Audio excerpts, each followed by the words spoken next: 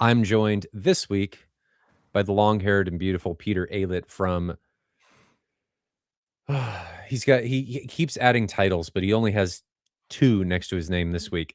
From Officina Acustica and Cinema Buro. You have been a busy man. You're finishing up some stuff with some theaters that we really can't necessarily talk about, but you've We been will be able excited about them. You will be able to. we will be able to. Okay, okay. That's exciting. The big Um, one we finished that is arguably as good as any private cinema on the planet, we think. We have almost 100% publicity rights on. We can't reveal who the client is. We can't reveal exactly where it is, but we will be allowed to talk about it. that's good So for you because that's not always the I can case. see a series of case studies coming on. Good.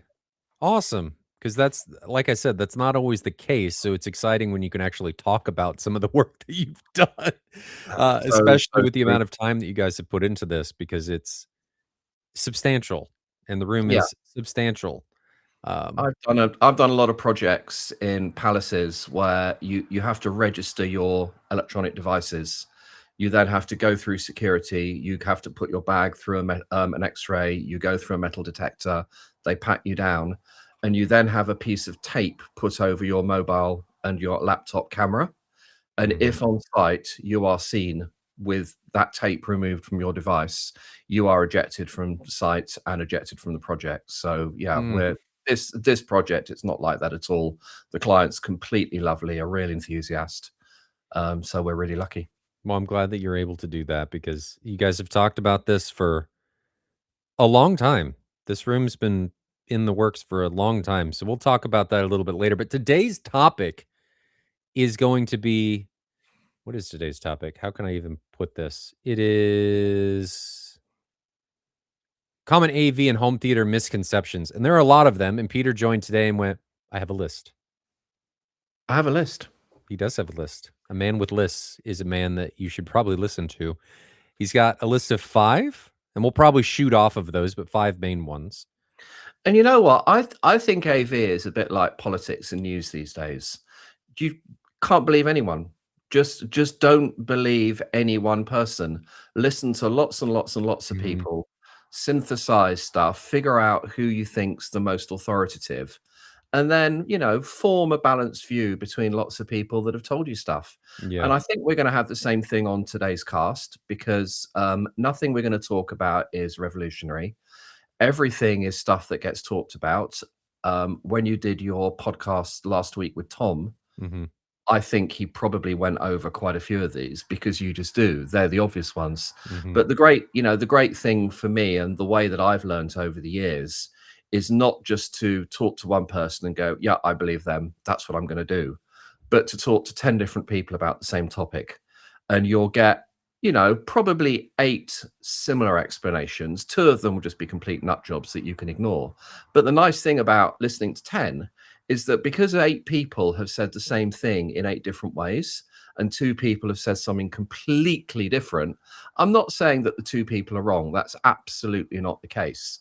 But it's really, really dangerous reading one forum post or listening to Yes. one person's opinion, and specifically saying, "Oh, this manufacturer told me," Mhm. because manufacturers, I hate to say it, are not there to tell the truth. They're No.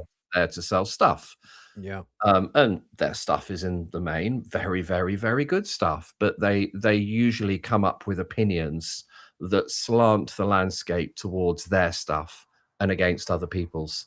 So yeah, a lot of the stuff we're going to be talking about today, you've heard the same topics from Tom, you've heard the same topics from Ben and Ryan, and a load of other people.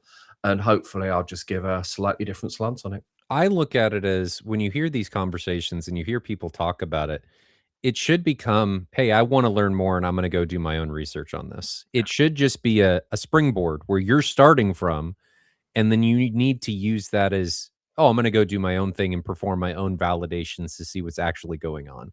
There's no substitute for you getting in the weeds and checking and validating, as long as you're doing it correctly, because there are a lot of ways to screw things up and come to incorrect or, misleading conclusions, but I think it's important that people not listen to one source, kinda consolidate everything, listen to everybody, but the important thing is to go validate, right? Go check how things are performing. Go check if you can learn and then learn it yourself. And there's no substitute for actually gaining that knowledge instead of just listening to other people talk about it. Um, because opinions, those it's not always the case. A lot of this can be opinion. I mean, you talk about acoustics and stuff, you talk to 10 different acousticians, you're going to get 10 different answers. So it's a lot of it in acoustics can be based on opinion. So it's important to figure out where you stand and where you kind of come out with all of this together. So I'm excited to go through all of this, Peter. So you've ranked these. Are these ranked in any way? Well, arguably 5 down to 2, you could take in any order. I Okay. think number 1 really is number 1. And All right. number 2 is probably the biggest misconception, but I'd say that number 2 is the single most important thing when thinking about these wonderful rooms that you're building. All right. And we'll probably deviate. We always fork and go off onto other pathways as we're talking about this, but this is going to be a good foundation. So, Peter, we're just going to dive into this. What is number five? And again, five through two, you say there aren't really a list, but There's let's not go there's with not five. really an order. Yeah, 2 is probably the biggest misconception with the most BS spoken about. But number 1, I'd say is the number 1 thing I see people getting wrong, and the number 1 misconception around what Okay. we do, and the number 1 which when you start thinking about it another way, you kind of think, "Yeah, that makes sense, doesn't it?" Mhm. So we'll get to number 1. Hope we leave enough time for that. Let's start on five. So in number 5, when I'll slightly diverge. The industry is very, very, very good at showing pretty pictures of rooms. Mm, And they'll show a pretty picture and go, "Oh, isn't this a wonderful room?" And you'll get loads and loads of replies, virtual signaling. "Oh yeah, it's a wonderful room. Well done. Congratulations."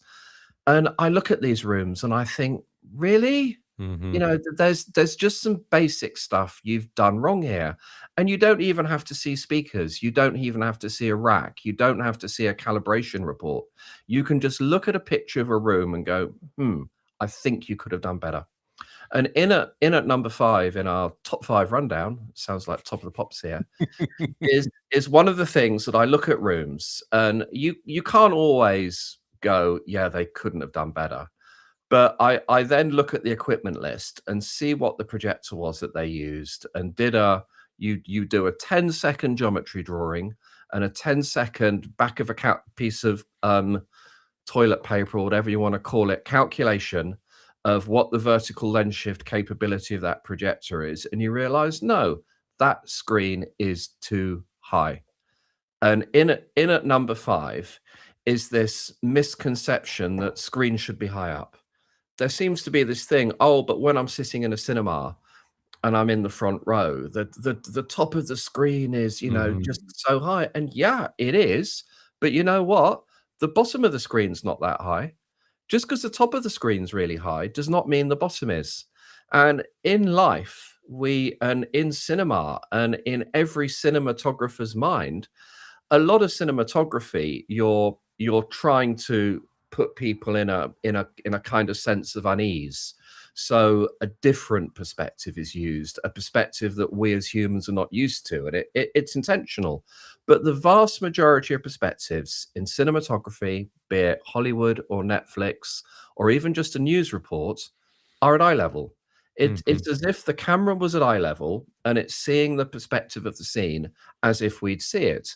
And when we're seeing a scene naturally, life doesn't happen up there. When we're not looking up at people, we're looking ahead and actually slightly down.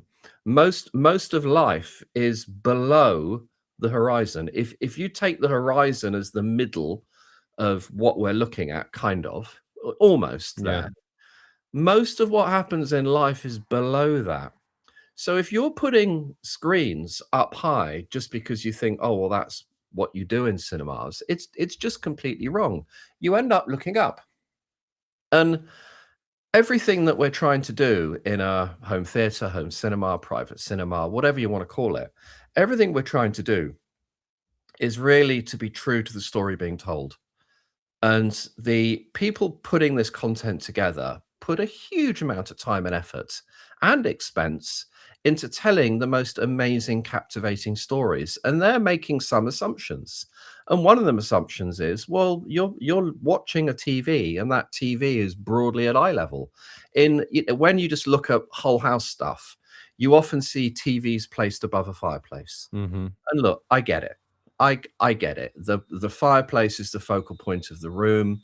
You can't have two sets of seating arrangements, one for a TV, one for a fireplace.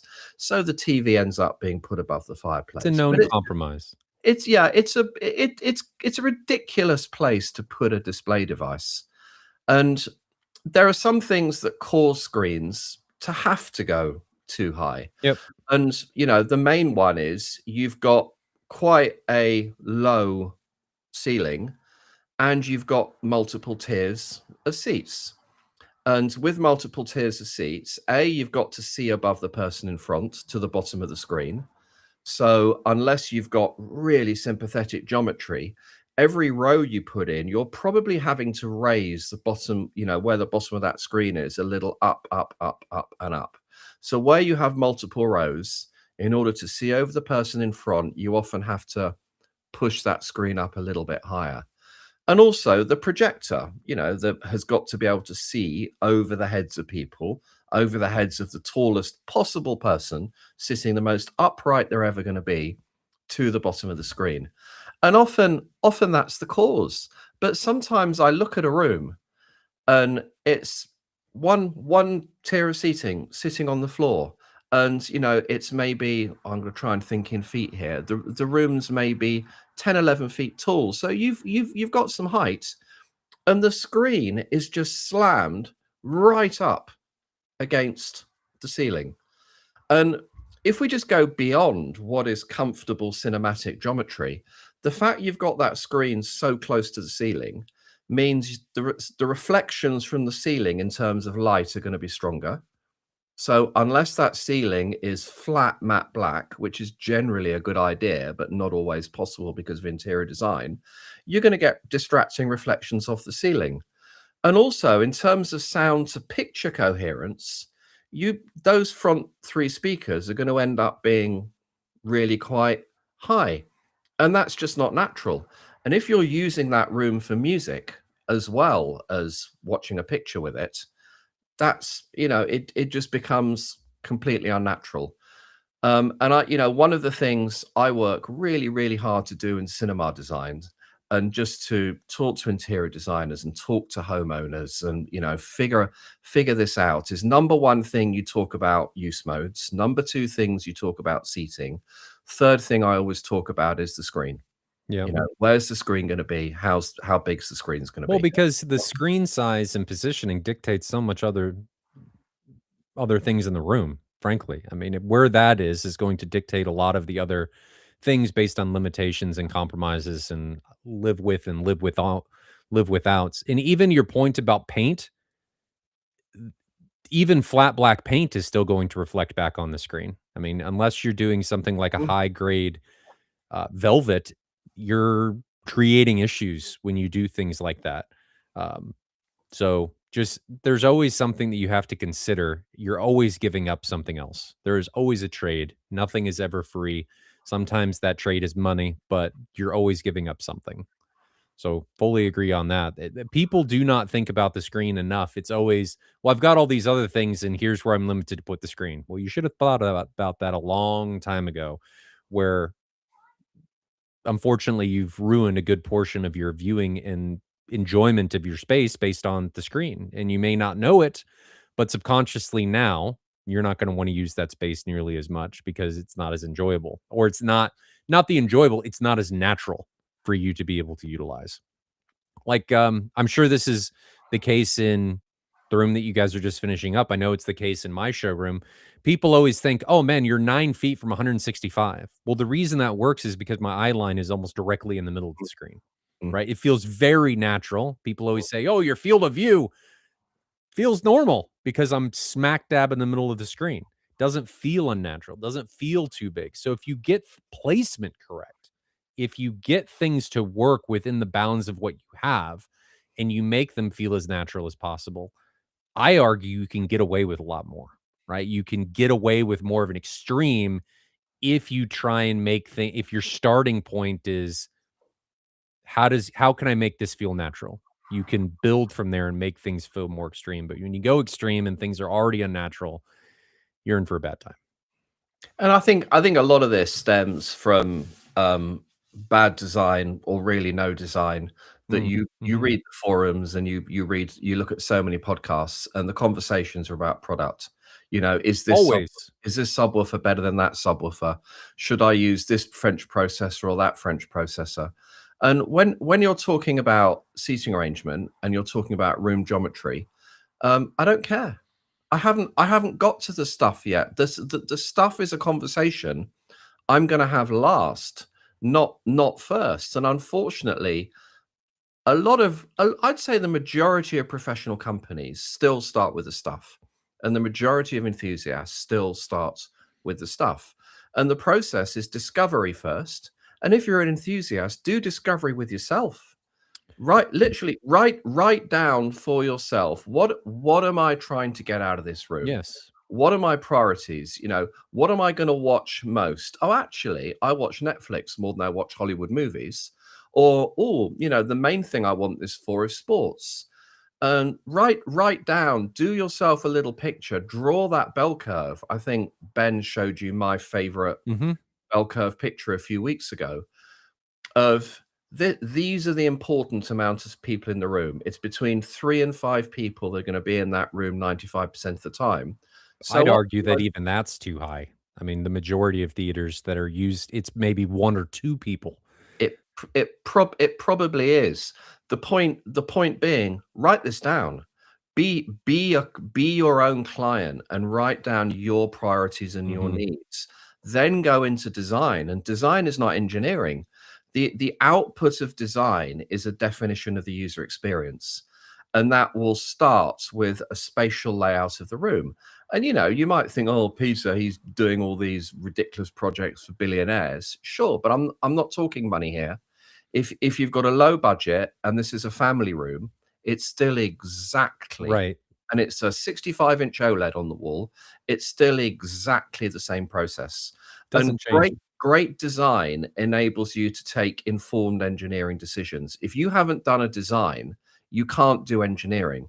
So a design is a floor plan, a design is a section, a design is a seating plan, a design is a list of what objective performance requirements you would like from the outcome. Engineering is, well, how are we going to get there? How are we going Yep. to achieve that? And the output of engineering is a list of specifications that you need from your product.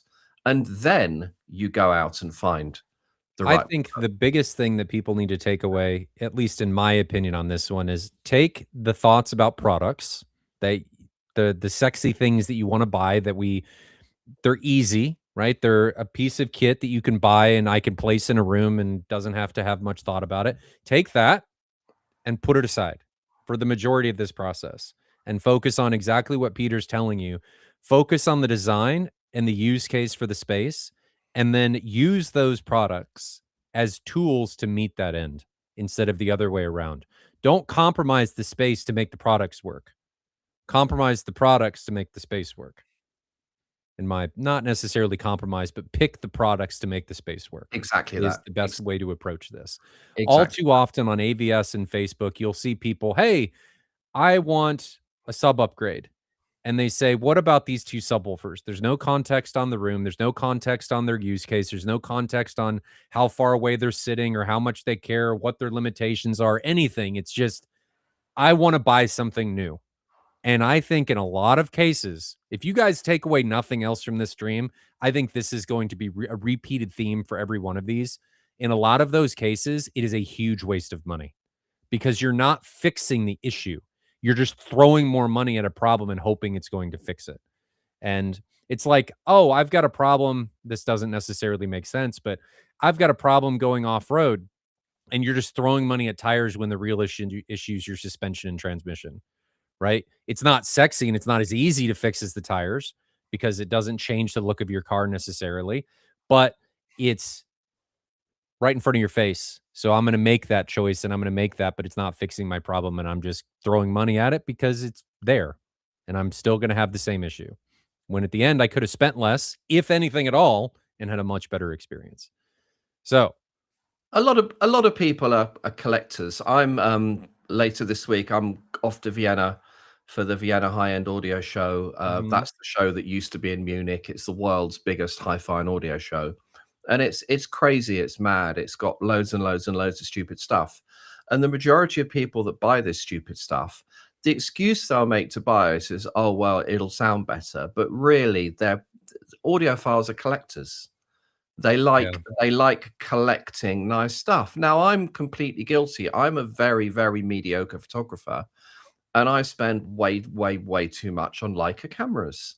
And, I'm a collector. I like using and touching and feeling nice stuff. It's something that gives me a kick. So it's not a criticism. If you want to collect stuff and have the pride of ownership, absolutely do it. But don't do it on the altar of making something better. mhm, This project that we've recently finished, if the client came to us and said, "Here's another $1 million, make it better," we would hand on heart go, "We don't know how. We literally don't know how to make it better than it currently is. We could make it different. It would sound, in terms of the way the picture looks, it's as good as it gets already. In terms of the way it sounds, or we could make it sound different with a different character by using a different speaker brand, it certainly wouldn't be better.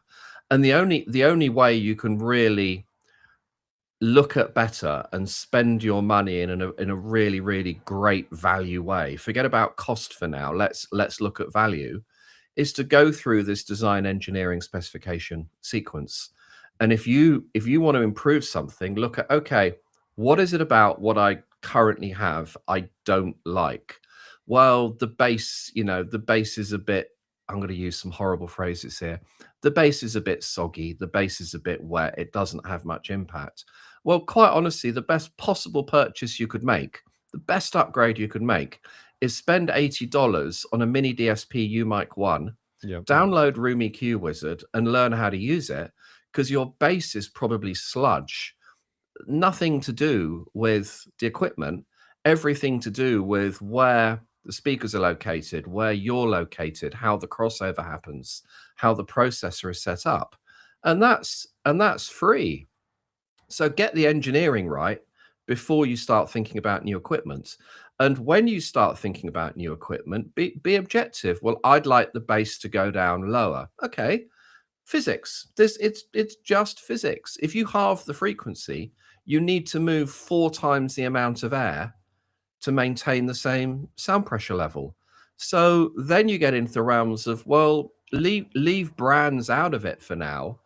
Look at the specifications. Look yeah. at look at the volume displacement capability of that subwoofer, because at low frequencies, that's really all that matters. But these are things for a different cast.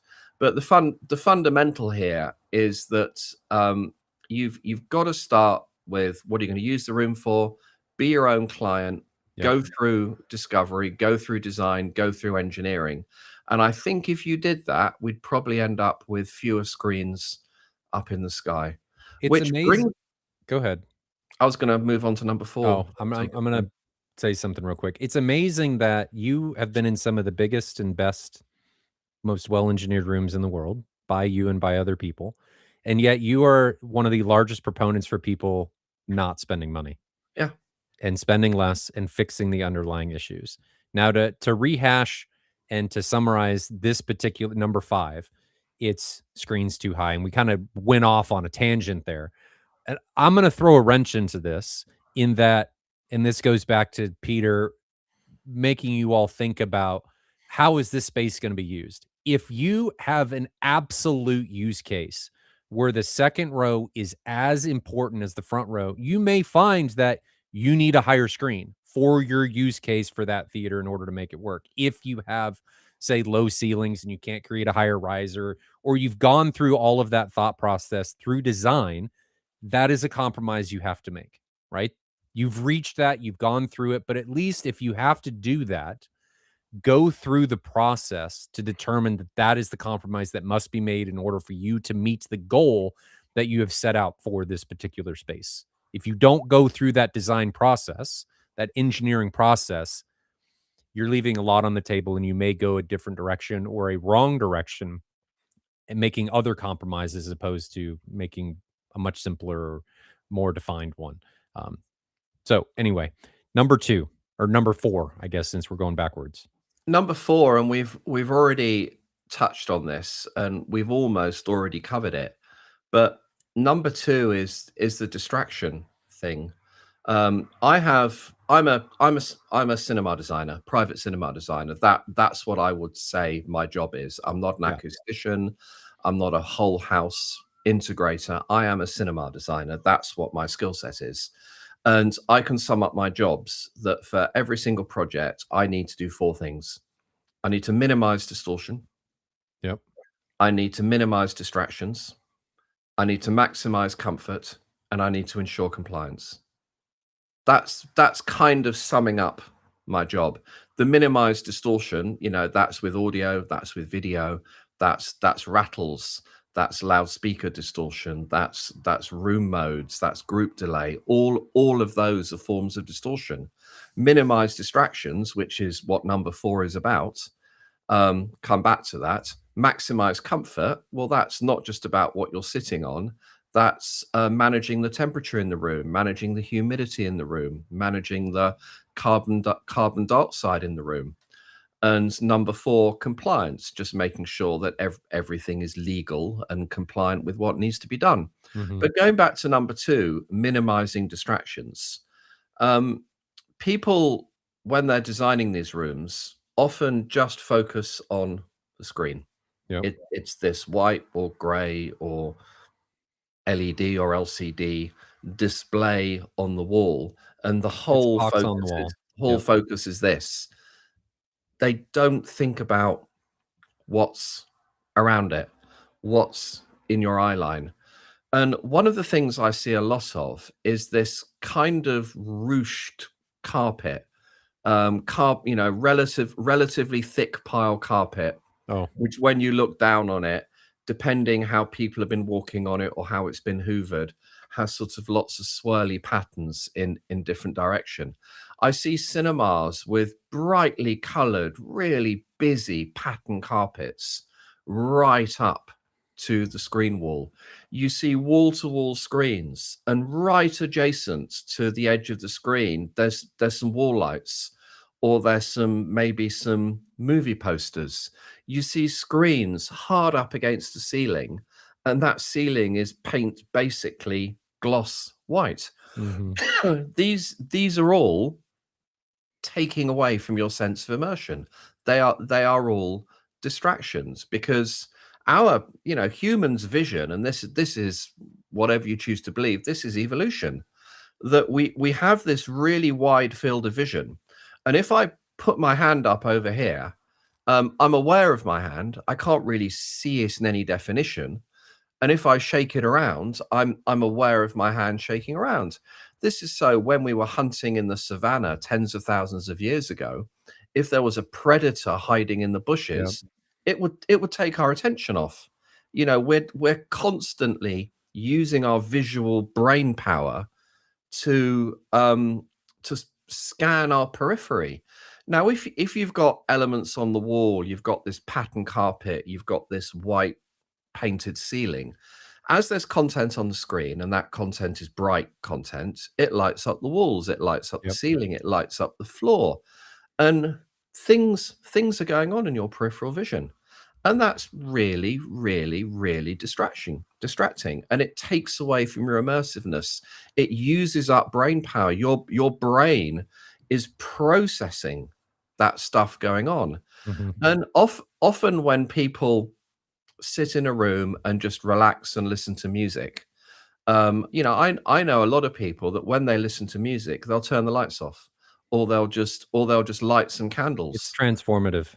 And yeah, and one of the things you're doing, you're just stopping your brain from You know, processing before we stuff. go on any further, I have a very unique lens into this because Peter, you and I may have mentioned, I have talked about this in the past. I may have mentioned this on stream, but I got in a bad motorcycle accident almost 10 years ago. And that motorcycle accident caused some brain damage. It caused some issues, and I lost my brain's ability to filter through its vestibular system. So everything you're talking about, everything your subconscious is doing, my brain that you're not actively paying attention to, my brain went, "You know what? We're not gonna ignore that anymore. We're gonna take it from over here, and we're gonna shove it right in the middle of your active cognitive thinking."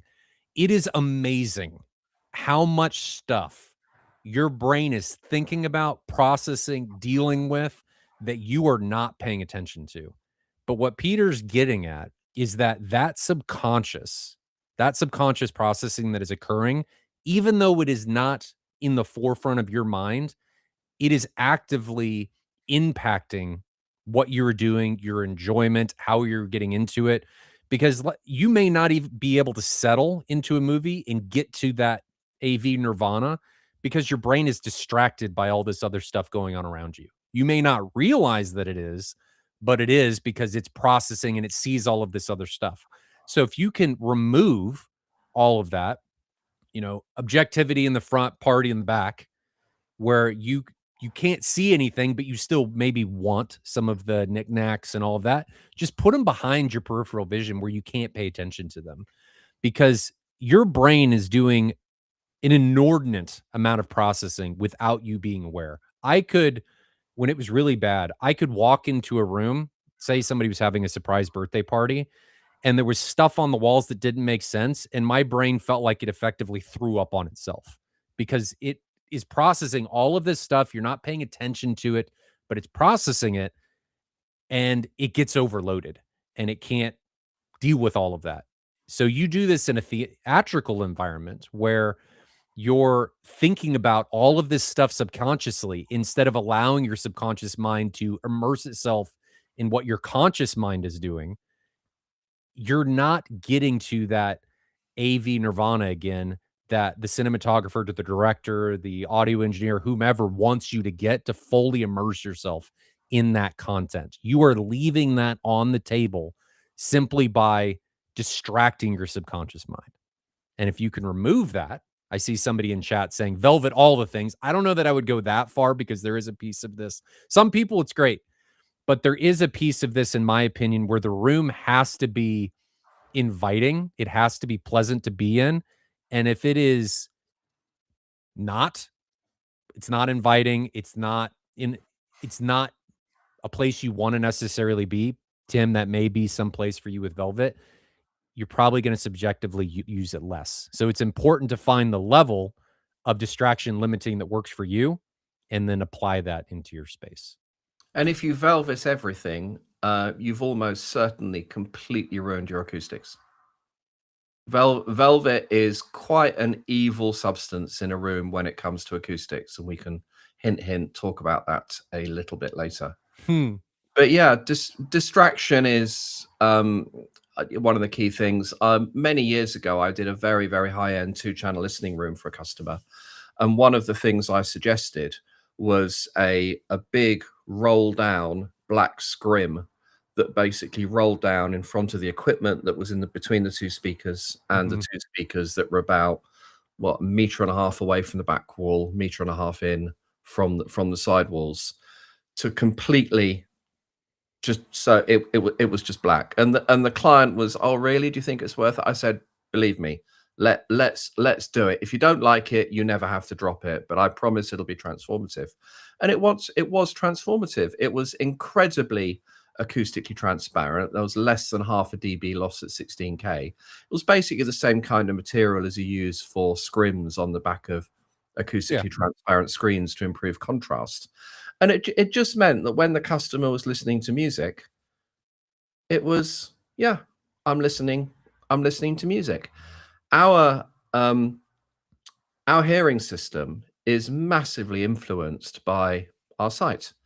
And if we see the source of sound, that's where we're going to place the sound.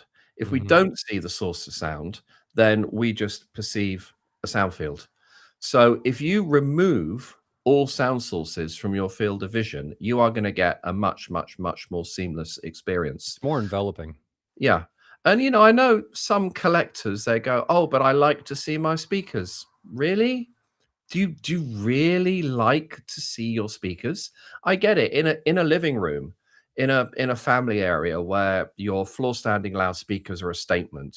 These are a beautiful sculptural piece of amazing engineering. I get that.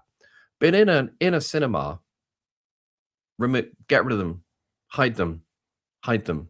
Yep. Make that whole field of view as less distracting as you possibly can.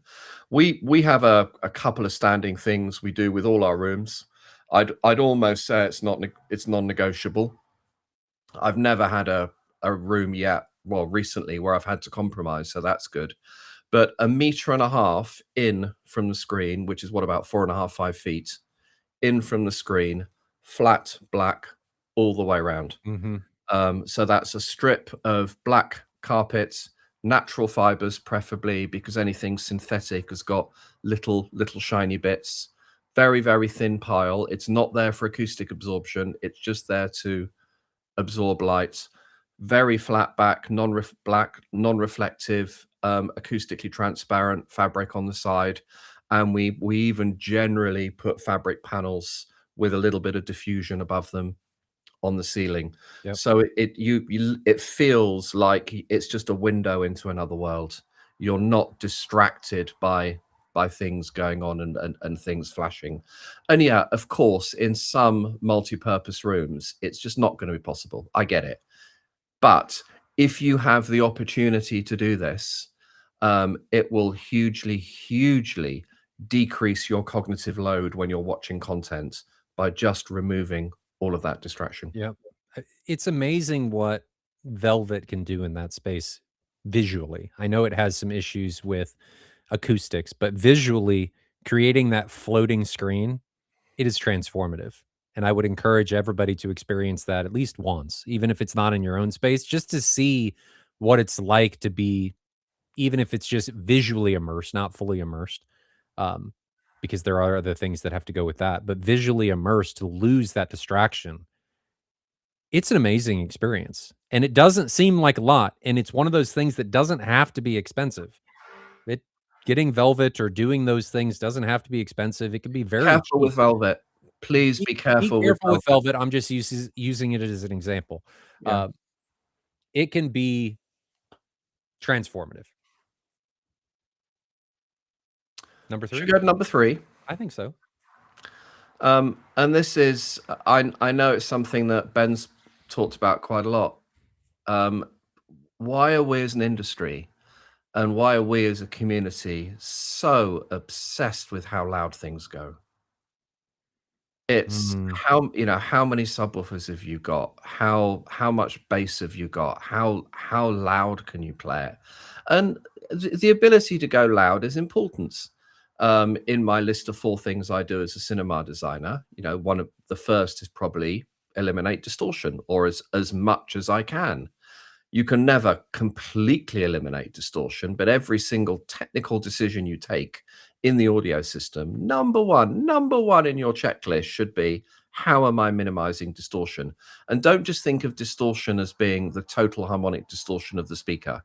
It's, the combination of everything that happens from reproduced signal to a pressure change at your eardrum that your brain then converts into sound. Every single step is introducing distortions. mhm. And so SPL capability, sound pressure level capability, how loud can your system go, but not change in character, have minimal distortions? That's important, sure. But in my cinemas, I obsess way, way, way, way, way more with making that room quiet. It is, quiet is an obsession. And if you have a sort of a one-piece cassette air conditioning unit in the room, it's never going to be quiet. If you have a projector hanging from a pole in the ceiling, it's never going to be quiet. And again, yes, there's going to be a lot of scenarios, especially when you have very little space and very little budget, that you're going to have to suspend a projector from the ceiling. You're going to have just an air conditioning unit on the wall with the fan blazing. You have no choice. But the two biggest sources of noise in these rooms are, number one, the projector. Mhm. Do everything you possibly can to get the projector out of the room. And even if you can't get it out of the room, which again, I'd probably say the majority of rooms, it's going to be a struggle. At least try and box it in. Try Try and and push it minimize it. try and push it, put it in a hush box, or maybe if you can and you have the opportunity, mount it vertically on the back wall, shine it off a mirror. The light and the quality loss are going to be minimal compared to what you can then do to make that thing look quiet, make that thing be quiet and not such a visual impact of a projector hanging right above your head in a room.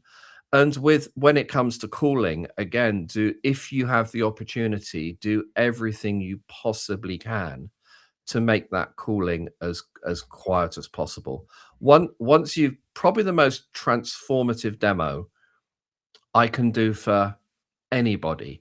Forget about loud, forget about bass, forget about infrasonic, forget about, we have the ability in our demo facility to do, which you probably have as well, Ryan, 500 nits, um, Mhm. perfectly tone mapped. For a lot of content, it looks magnificent. All of these things are magnificent. But by far, one of my favorite demo pieces, which was probably my film of last year, is Civil War. And towards the beginning, there's an explosion. And then rather than that hideous fake tinnitus that you sometimes get in movies, it's complete silence, Yeah. complete silence. And the tension is palpable. It's very, very intentional. That director is intending complete silence. And if you have an air conditioner wearing away or you have a projector wearing away, you just don't get anywhere near that same sense of tension. And another reason that quiet is so incredibly useful, it isn't just for the quiet passages in a movie. There's an effect called masking. And masking is what makes audio compression possible. Audio compression is all based around masking. And masking says if you have a loud sound at a certain frequency or at a set of certain frequencies, that will mask quiet sounds below it. So in compression, that's used because, during the loud passages, all of that data of the low level signals, just get rid of it because you're not going to hear it. It's Yeah. really as simple as that. Because the loud stuff's going on, you're not going to hear the quiet stuff. And it's exactly the same in a room. And the really, really quiet things in a movie soundtrack are the things that give you a sense of space. It's incredible. If you have a room with the ability to be really quiet, introduce some noise into it. Just introduce some noise. Just play low level pink noise from a Bluetooth speaker or something. And what you'll find is that the room instantly feels smaller. Yeah. And it feels smaller because you're not getting all those tiny low level oral cues to give you a sense of space in a room. So quiet, I would argue if I have the opportunity of making a room really, really quiet, which costs a lot of money often, Mhm. or I have the opportunity to extract that last bit of infrasonic or that last sort of 4 dBs worth of headroom at the top end, I would choose quiet 100% of the time. 100%. The infrasonic stuff is incredible. The headroom is incredible, but that's only useful in a very, very, very small percentage of content, a small amount of the time. Quiet is useful 100% of the time. If you have a quiet room, you're going to have a far, far, far better experience. I And would again, a lot of quiet isn't necessarily about throwing money at it. It's just throwing a bit of thought at it during the Mhm. design stage. Is there any way I can get that projector out of the room? Is there any way I can orientate the room in a way that in an adjacent space at the back of the room, I can build a box? Maybe it's a garage, maybe it's a kitchen, maybe you can hide it in the top of a kitchen cabinet, or it's a hallway where you've got some ceiling height that just a boxed in projector no one's ever going to notice. Yeah. Thinking about those don't have to cost a lot of money, but it profoundly makes the room better. I would argue that a really quiet room reduces the need for the room to be as loud. You're increasing your dynamics in ways. I mean, there's no substitute in some cases for SPL, but I think if you're in a really quiet space, you get to a point where you find that you don't need it as loud and you're able to perform more. There's less distraction. Your brain is not going, "Hey, I have to mask that," subconsciously, so you have to turn it up.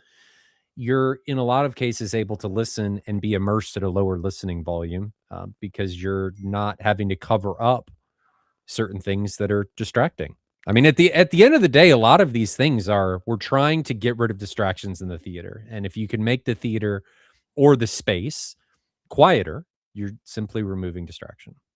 I fully agree. Some of the most immersive experiences that I have had are in theater, and I've been in a lot of theaters, been in a lot of really nice theaters, are the quiet parts. Because a lot of theaters can do loud, far less theaters can do quiet. And unfortunately, in my situation, I can't get the projector out of the room, so I'm kind of stuck. But if you are stuck, as Peter said, in those situations, at least try and do things to mitigate or lessen the impact that those things have on the listening experience. In my case, we built a hush box around the projector. It's loud enough that you can still hear it to some extent, but it cut the volume significantly. So if you can't get something out of the room, at least try and find avenues and directions that you can minimize its impact on your experience. Because any distraction is going to lessen the experience of reaching that AV nirvana that you're trying to get to in these spaces, which is why we build them in the first place. Number was that That 4 was or number 3? 3. All When right, we're so now number we're now 2. on to the top 2, and the top 2 is a classic. It's the misconception. It is by far the most common one. It gets talked about all of the time, but still professionals and enthusiasts and consumers, many, many, many, too many still believe it, and that is EQ, and specifically auto magic button EQ Mhm. just fixes all of your acoustic problems. Mhm. Don't worry about the acoustics of the room. Don't worry about speaker placement. Don't worry about angling speakers. Don't worry about, mixing models and mixing brands, because that auto EQ will just magically fix it all. And nothing, nothing, nothing could be further from the truth.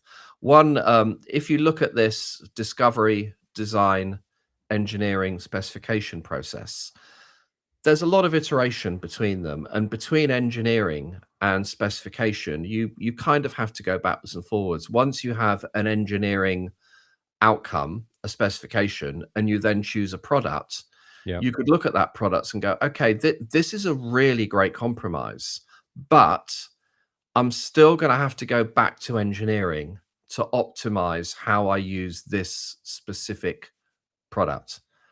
And you sort of have to go through that circle of decision making until you've balanced all of those compromises. And the other thing with AutoCal, and I know this is something that Ben has talked about a lot, is the obsession with frequency response Mhm. when everyone forgets about time domain response. And I would argue, and I've said this before on this cast, time domain is something we can't hear through. There in nature, there are no time domain errors. If you remove electronic signal paths, recording and reproduction, if you just go into nature, it doesn't matter where you are. It could be an elephant in a cave. It could be a bird in a living room. Doesn't matter where you are, there are no time domain errors, because the sources of sound are perfect. sources of sound. They haven't been mucked around with. There's no jitter, there's no crossovers, there's no filters, there's no multiple drive unit, there's no group delay, there's no, there's none of these things that in themselves are not necessarily evil, but the second those things interact with a small room, then they become inherently evil. There's Mhm. none of that. And we can hear through, some pretty gross frequency domain issues. And a big issue, a big example of that is as we get older, doesn't matter how old you are, when you get to my age, and I think I'm probably older than I look, you end up with a little bit of hearing loss. It's Yeah. not significant, it's nowhere near deafness or anything that needs correcting, but there is a bit of hearing loss. Frequency responses change. Every couple of years, I go to an audiologist and I have my hearing tested. I get a full report because I want to make sure that when I'm calibrating a room, what I'm hearing, I'm not hearing things in my way that to someone else would, be a disastrous decision. Mhm. But we hear through that. We compensate. One of my best friends, he's a classically trained musician, and within a couple of bars, he can tell me whether it's a Steinway, a Bechstein, a Yamaha, or a Bosendorfer. Because he's just so attuned to that. I haven't got a clue. Most people haven't got a clue. And we don't need those little fine frequency response things to be perfect. What we do need, as much as possible, is for time domain to be perfect. Yep. And I will sacrifice, and I admit it, I sacrifice, how nice and flat my frequency response curve is on the altar of as good time domain response I can get out of the system as possible. And when you do auto EQ, I guarantee you, it doesn't matter what the auto EQ is. We all have our favorites, and my favorite isn't because I probably think it is the best, but I never publicly say it's the best because the best is almost like that Mac versus PC debate. Yeah. I mean, of course, a Mac is better, but that's beside the point. But the answer is the better one is the one that you're used to. The better Yeah. one is the one that you understand. The better one is the one that you intimately know how to get the best out of. So you've put all of your money into this incredible audio system. You've pressed a button, you've moved the mic around a few times, and the system's made all these weird and wonderful noises. It then gives you a prediction that shows, oh, what a beautiful flat frequency response I've got. It doesn't show you anything else, just shows you a frequency response, and you think, I've calibrated my system. No, you haven't. You've no idea what you've done. Most processors don't really tell you what they've done, and none of them do an after verification. So those graphs you get, they're all predictions. Predictions. They're Yep. not they're not this is what actually happens. So my first bit of advice is again, and I see a question has come up.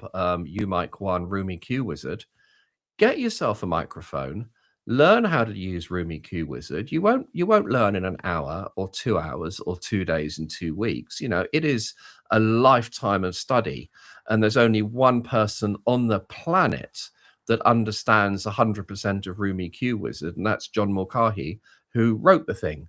It is the most ridiculously deep piece of software, and there's loads of other amazing measurement software. There's audio tools by Studio 6 Digital, there's Smart, there's a load of others. Pick one, learn how to use it really, really well, and you will have that, oh, holy crap moment when you realize that your auto EQ is not as good as it thinks it is. Yeah. And then the things that separate consumer products from professional products, it's often, not how good it sounds. It's what are the tools it gives you to then go further. Okay, it's done an auto calibration. What more can you then do to tweak that? You take measurements and go, actually, I would like to go further than the auto magic button based on the actual real in-room measurements I've taken after it's done its auto calibration. So I know what I can then do. And again, I can't teach you how to do that in an hour or a day or a week or even a month. it's a lifetime of learning, Mhm. but it's worth it, and a little bit goes a really, really long way. And in that iterative engineering specification, your job as an engineer is to do as much as you can in the physical domain. And when I say in the physical domain, I'm talking about, how are you orientating In the speakers so they analog, don't yeah. in the analog. You know, I hate to call it analog domain because some of it is actually digital, Sure. optimizing a digital signal path. But yeah, in the analog, in the physical domain rather than electronic. Um, your job is to maximize the system as much as possible. Maximize what's going on with the acoustics of the room. Maximize what's going on with the orientation of the speakers. Maximize what's going on with seating positions. Maximize, where are your subwoofers? One of the very early decisions you need to take during design is what is your bass philosophy? How are you going to do bass? And there's no this is always the right answer, but you have to have some kind of strategy. And then if you say, well, part of my base strategy is going to be a near field sub, fine. I've got nothing against near field subs, but only for one seat. Near Mhm. field subs can deliver incredible results to one seat or two quite tightly clustered seats. Everyone else is screwed in the room. You've no idea what the modal response of the room's going to be. And that's a decision. And if that's your decision, well, that is part of your base strategy. And that's okay. That's fine. But there has to be a base strategy because that base strategy is also linked in with what's the processor capable of. Because if I'm using Trinov with waveforming, I'm going to have a very specific subwoofer layout. If I'm using ART with a Dirac processor, I'm going to use a very, very different, but also quite a deliberate subwoofer layout. If I'm using standard Dirac, I'm going to use a different subwoofer layout again. If I'm just using manual EQ with four subs, I'm going to use a different subwoofer location again. And before anyone sort of says, "Oh, I've got this room, and where should I put my subwoofers?" I don't know. There's a lot of engineering and a lot of questions and a whole discovery, design, engineering, and understanding your equipment process that needs to happen before you can come up with that answer. And it's not about this is what you should always do. And this is one of the problems with the industry. I'm very, very privileged. I got involved with CEDIA 30 years ago in my career, and I've been teaching for CEDIA for 25 years. And one of the things that teaching does, it helps me learn, Mhm. because firstly, to teach, you have to learn things from first principles. And then when you teach, students go, yes, but what if? And I sometimes think to myself in a class, oh yeah, never considered that before. Brilliant. Let's figure it out together. And you figure it out, and you learn something in the class. But there are no if then statements. If this distance from this, then what should I do? It's this huge big circle of decision making that at the end, you also have to include what equipment you're using. And the process is a key part. And it's the ability you have to EQ it is a key part. The more expensive processors you buy, they just have more processing horsepower. That costs money. And to do it quietly costs even more money. And that horsepower gives you the ability to have much, much finer adjustments, not speaker distance in feet. One foot is around 1 millisecond in terms of sound propagation. That might not sound a lot, but in time domain, that's huge. The more upmarket for sophisticated processors will give you 0.01 of a And you can millisecond. hear it. I've So played with this. it's about that. That's 0.01 of a millisecond. That's, well, I've got to step back. Yeah. That's around If you're a doing this in millisecond. your left and right speaker and you make that 100th of a second adjustment, it is amazing how attuned your ears are. You can hear the sound shift. And it's that 100th of a second matters. And if anybody that says it doesn't, if you're chasing perfection, you need it as granular as possible. in my opinion. So It's it's audible at the sub to speaker crossover frequency. for It's sure. arguably not audible at lower frequencies because the wavelengths Yes, are so I would long. agree with that. And spatially, it's arguably not audible because we're constantly moving around like that. But in certain parts of the calibration spectrum, if you like, it it matters, and Mhm. that's what you're paying for. So the people that go, "Oh, 20,000, $30,000 on a processor, what a waste of money." Well, if your whole system is 45,000, don't spend 30,000 on a processor. But if your system is 600,000, 30,000 on your processor will give you access to a load of tools, and tools are like any tools. I'm a mediocre photographer. I've got way too many cameras and lenses. It's fun, but ultimately they're tools. Do they make me a better photographer? No. I'm an okay DIYer, but I wouldn't call myself a joiner or a carpenter. I'll leave that to my fabulous business partner Maurizio. So you give me the most expensive tools available to humanity. I don't know what to do with them.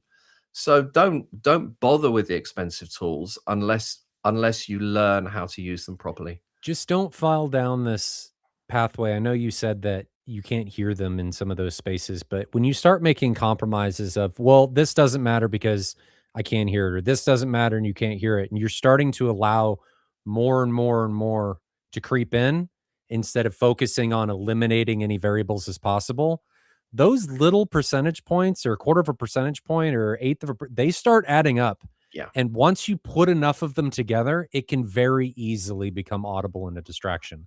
So while any of these things on their own may seem like, oh, that doesn't matter because it's imperceivable, it's imperceptual, it's so small, it doesn't matter. You start stacking those things on top of each other and they compound and they can get out of control very, very quickly. So my argument for that is try and eliminate as many of these variables as possible so you don't have to worry about them again. They're no longer a factor. Take them out of contention and focus on things as they get put in front of you instead of allowing those things to creep in. Back, and then we can move on to number one. One of my biggest things that I tell my customers with the frequency domain in comparison to time domain is what you don't know, you don't know. Realistically, you don't know what that should sound like. So why are we hyper focusing on frequency when we have no idea unless you were in the mastering studio, unless the bird or the trumpet, whoever was sitting there in front of you was there? We don't know. So a small amount of deviation in the frequency domain, you will never perceivably be able to tell unless there is a side by side comparison. However, time domain things are in your face and they are very easy to determine and find.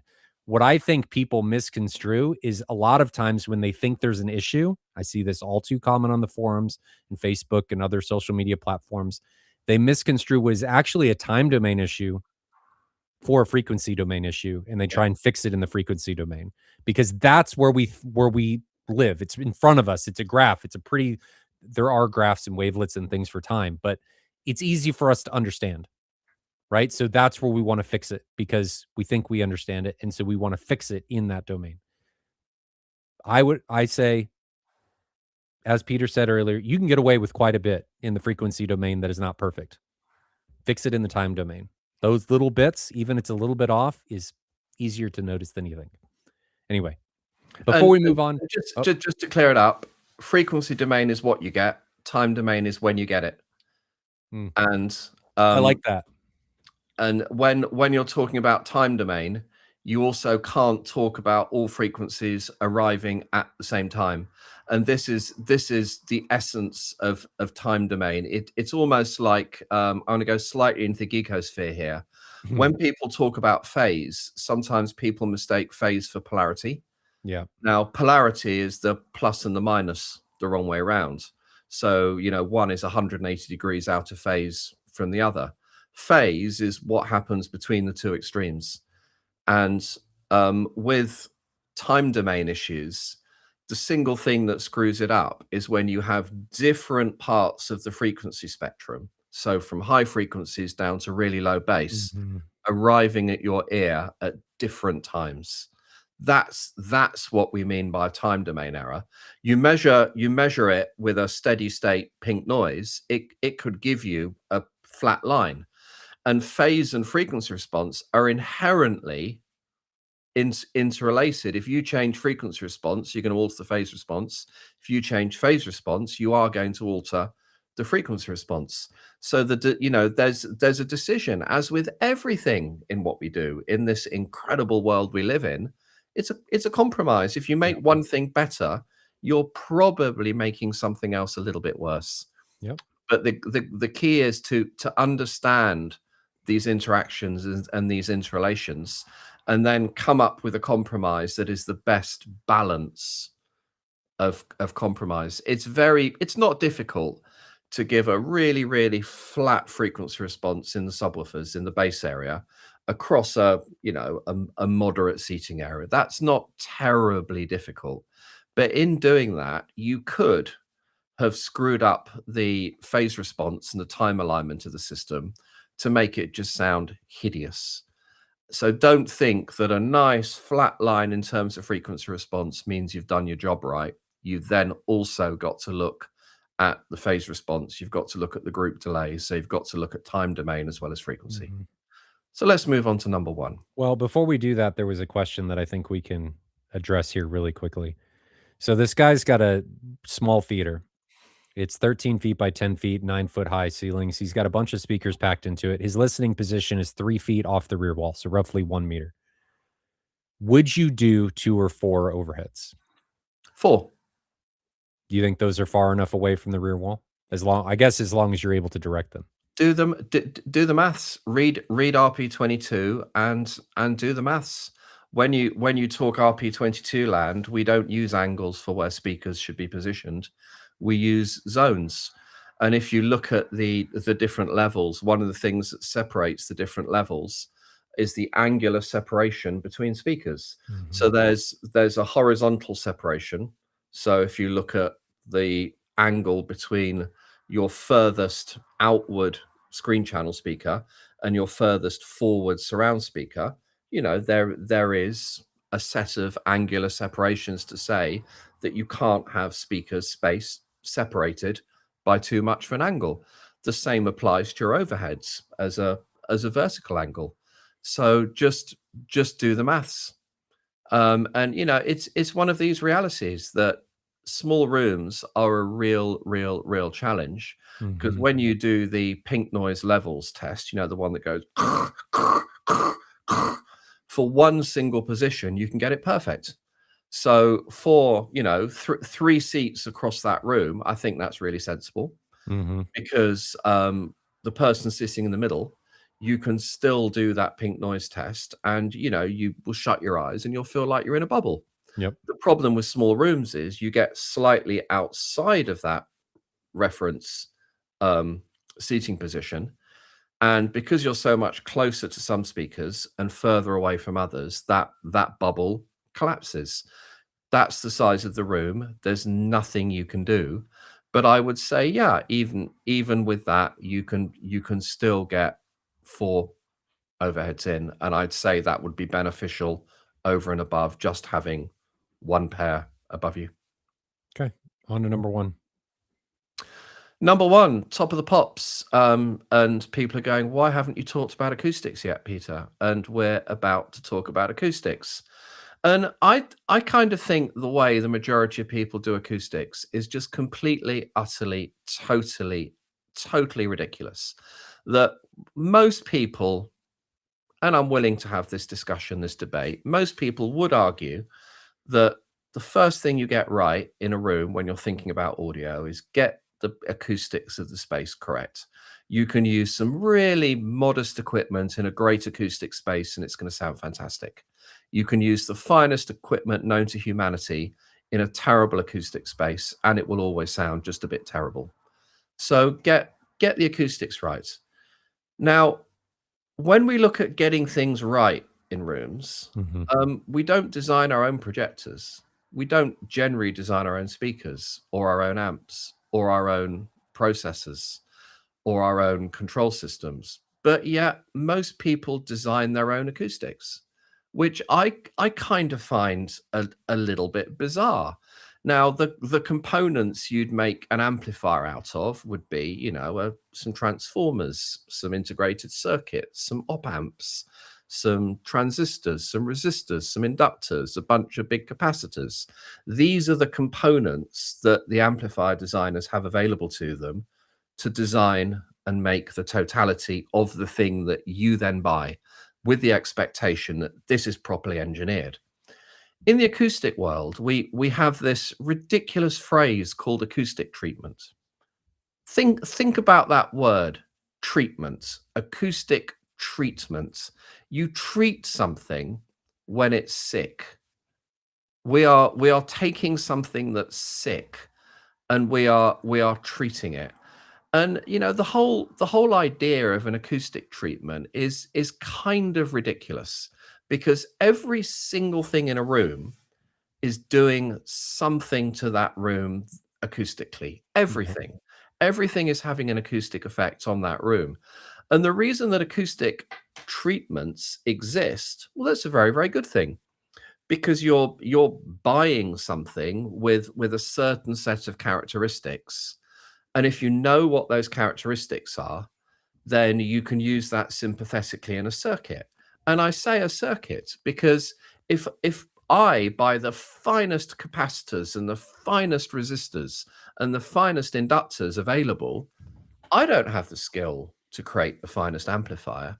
But yet people seem to think, oh, I'm going to go to this company for my acoustic treatment, and I'm going to throw a bunch in a room, and I've acoustically treated my room. Well, yeah. If you bring a beanbag into the room, you've made a change. If you bring a fat friend, me, Big Benny, into a room, you're gonna you're It is gonna very true. you're gonna make everything makes a difference.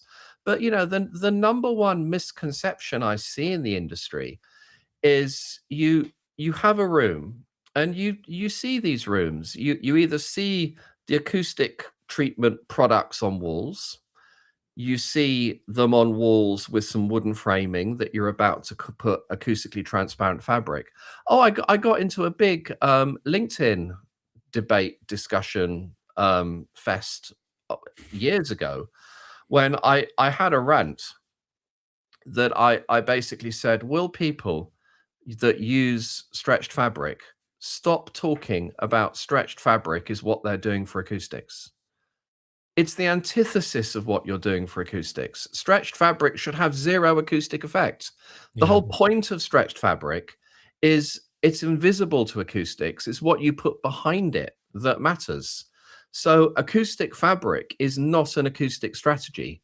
It is something to allow your acoustic strategy to work unimpeded. The whole point of acoustically transparent, or as some people say, which I agree with, acoustically translucent, because nothing is perfectly acoustically Yes. transparent. Even air is not acoustically transparent. Air is acoustically translucent, but that's semantics. So in every other area of the room, we buy highly engineered products designed and built by uniquely talented individuals that have dedicated their life to putting these raw materials together to produce something magnificent.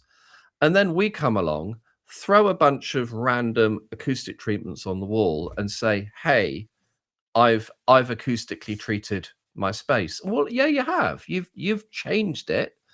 Have you changed it for the better? Perhaps. And there's a single important target when it comes to acoustics. It trumps everything else. It's really the only thing that matters big time. Once you've got that right, then you can start talking nuance, and the nuance does matter. But if you've got this wrong, it doesn't matter what else you do, you're screwed. And that is reflection decay time. Yeah.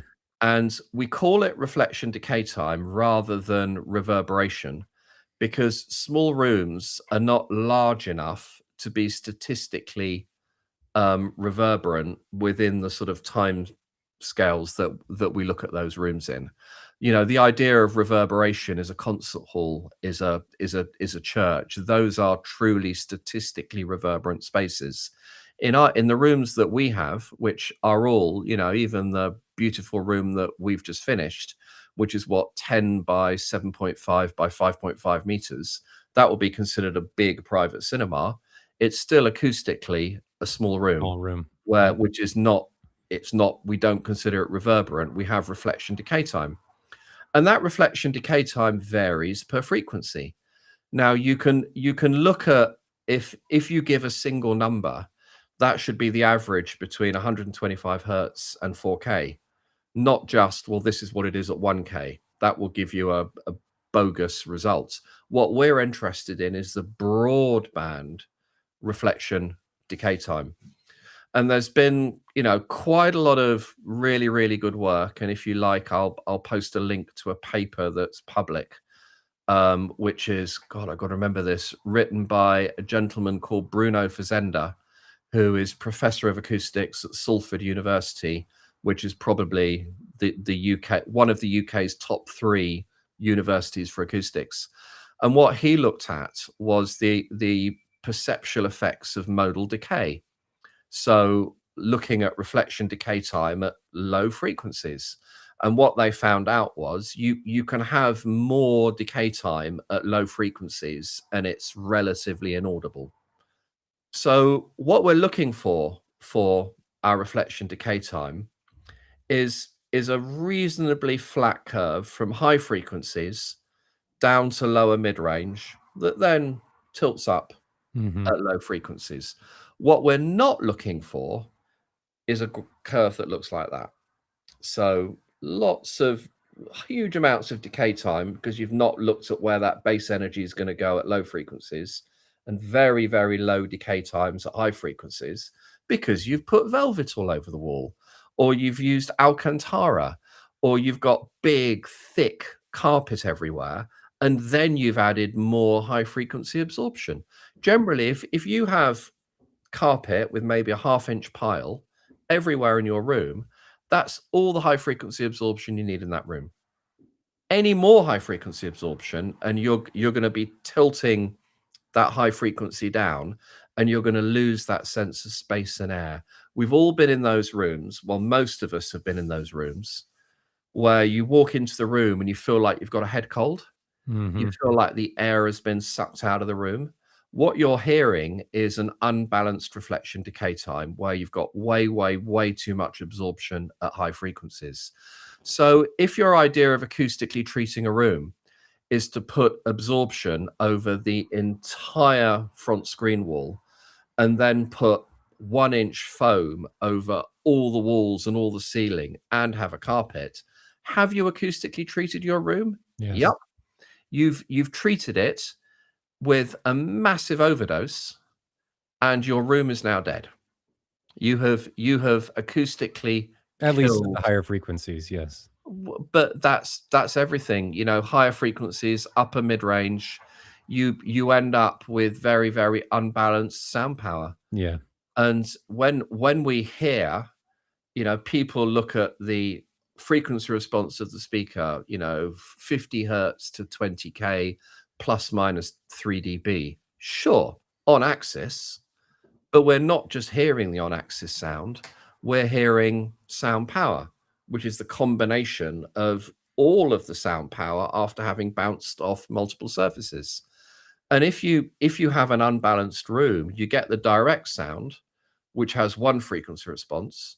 You then get the reflected sound that has a completely different spectral response. That's not natural.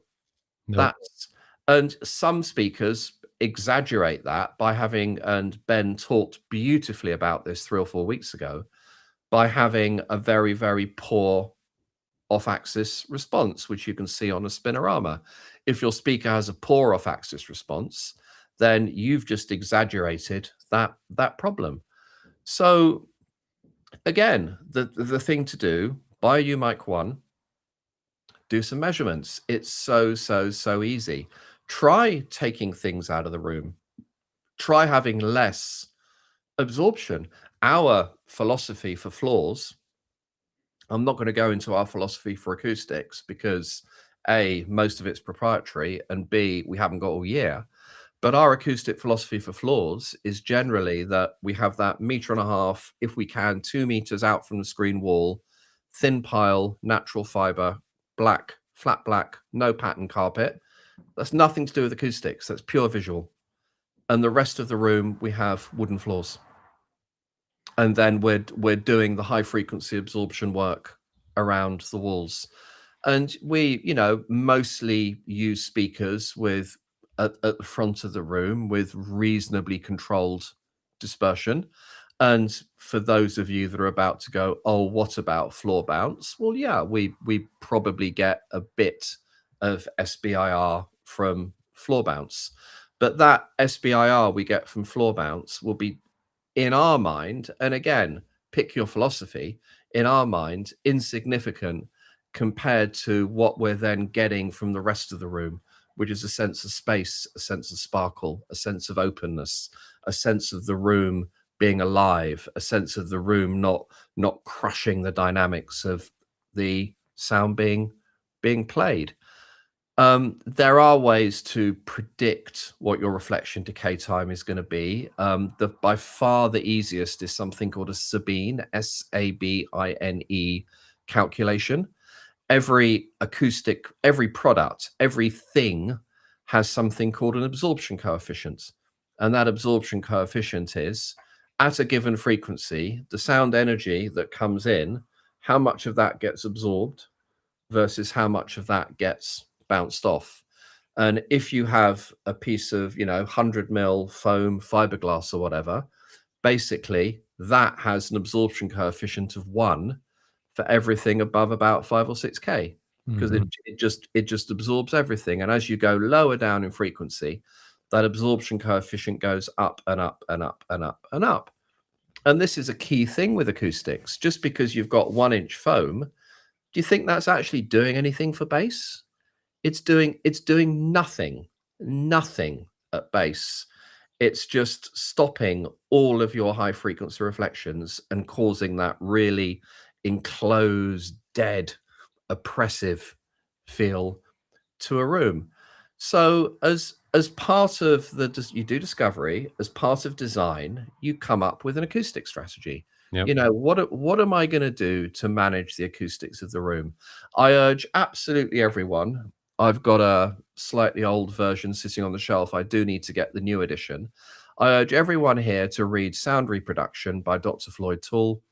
I don't think this is the first time that's been mentioned. The latest version also has Dr. Sean Olive and who's the third one? Help me out here. The guy that did the modeling on the 4 subwoofers. Anyway, Sound Reproduction, Todd Welty, Dr. Todd Welty, the 3 doctors. By Sound Reproduction by Dr. Floyd Toole, and that is the best grounding on the pragmaticness of small room acoustics. And one of the things Floyd says in there is that for a lot of normally furnished rooms, you have the room treatments of life. You have curtains, you have sofas, you have bookcases, you have bean bags, you have people, you have pot plants. Acoustic treatments, the engineered things that we hang on walls, are for when we have bare rooms. You have concrete or wooden boxes, and inside you're building out the acoustics. They're And fixing issues. well, kind of, but I don't look at it that way. When you buy some speakers, you're not fixing an issue by buying a speaker. You need a speaker. It's you need an amp, you need a process. Without these things, the system doesn't work. The if you have a bare room, well, of course you're going to have issues because your reflection decay time is going to be way too high. Mhm. And if you want to read, what is a good reflection decay time to aim for, download RP22. We've got a really good discussion in there. But it's you're not treating something. You should be building it so it's not sick in the Oh, I first. agree. I These fully are agree. these are engineered acoustic products, and I wish we'd refer to them like that rather than acoustic treatments, because I just don't like the idea that it's sick in the first place, because everything we do in these rooms, every design and engineering and specification decision we make should be deliberate. We should not be designing for sickness and then fixing it. We should be designing to make it as good as possible. But again, with acoustics, um, you're not generally, most of you aren't amplifier designers, you're not speaker designers, you're not projector designers, you're not processor designers. You buy these things fully formed.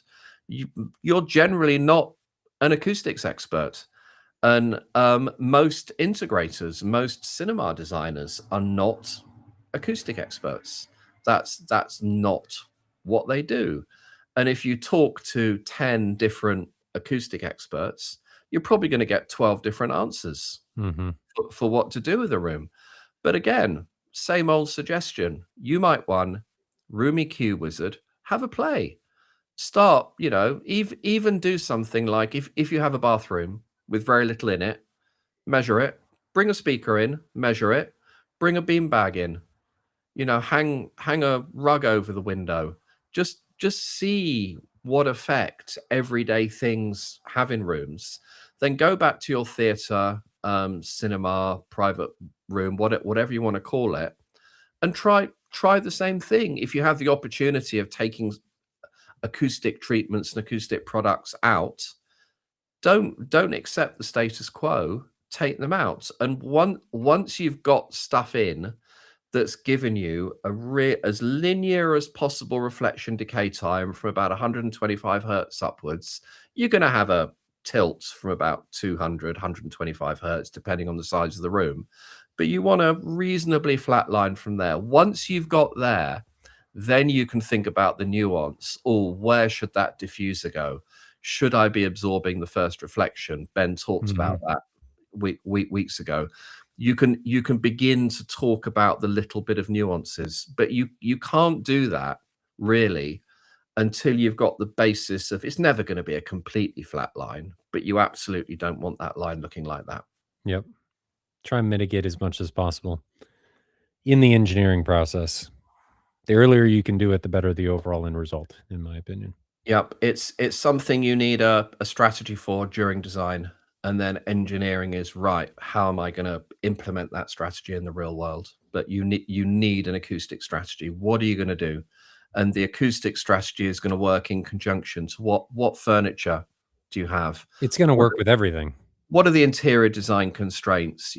Are my speakers wonderful off axis, or are they a bit shoddy and there's something I'm going to need to do about? It's like all of these decisions, it's integrated into the whole, It's a not sum of its parts necessarily instead of independent. everything on its own. Yeah. Well, Peter, anything else to add? No, I happy to don't go wanna through some questions if you overwhelm want. people with anything. Sorry? Happy to go through some questions if you want. There haven't been a ton, but we can look at a couple of them. So Brian Cobb asks, "How much of an impact can an entire room fabric wall have on absorption? Would all of that fabric absorb a lot of high frequencies?" depends on the fabric. Yep. One of the most dangerous phrases is acoustic fabric, because a lot of interior designers consider acoustic fabric as fabric that blocks and absorbs sound. So you need to use the phrase acoustically transparent fabric. And the really good acoustically transparent fabrics do absorb a little bit of those really, really high frequencies. I see a lot of rooms where, the professional has said, oh, but the customer demanded Alcantara. Well, okay, but that decision has ruined the room. Mhm. You cannot get acoustically transparent Alcantara. You can get Alcantara that has micro perforations, but even that has its issues. So if all of the walls are of a genuinely acoustically transparent fabric, you're probably going to be okay. It's going to have minimal effect. But if it has some absorbance, then yeah, it's going to kill those high frequency reflections and leave you with quite a dull sounding room.